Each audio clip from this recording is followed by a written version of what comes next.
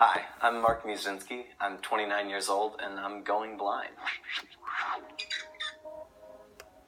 I was born with a genetic mutation to my ABCA4 gene, which caused cone rod dystrophy, which is a form of macular degeneration. We didn't know initially. We found out when I was in kindergarten, and they make you do the vision test where you have to say if the red dot is inside or outside of the box.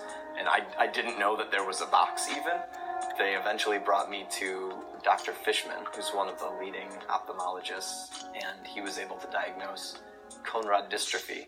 So what I see is the central vision is sort of a blurred mishmash of colors that is indistinguishable. And then around that, the rest of it's pretty bad too. And each individual eye, they both have a different depth of vision. So one is 2400 and the other is 2800. So if you can imagine like having one eye in a magnifying glass and one eye not in a magnifying glass and trying to walk around like that, they're constantly fighting for focus. Part of the issue with my eyes is that they're extra light sensitive. So if you can imagine going outside and everything is super bright, not being able to see well, it affects so many other parts of your life that you don't even think about. Assume you're standing at a crosswalk, and depending on the lighting and if there's trees blocking stuff, you can't see what color the different street lights are. And if there's no cars, you're just looking at the person next to you and thinking, is this person going to risk their life to cross the street? Do they have a death wish? I think my natural enemy is the fire hydrant, especially here in Los Angeles, where they make them yellow for some stupid reason. Sometimes it's hard to tell the difference between the lotion and the conditioner at a hotel. The most common thing I get nowadays are people asking me if I'm smelling my phone.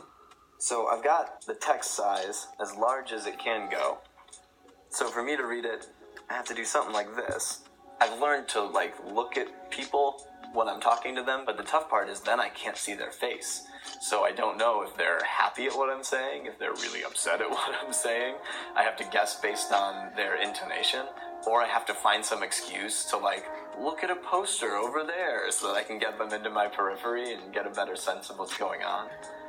I think it's also given me a weird perspective, I know there's lots of things I can't do, so I can just let them go. There's lots of things in everyone's life that are negative or that prevent them from doing something they might want to do. And some of those things you can fix with hard work and by having other people help you, and some of those things you can't.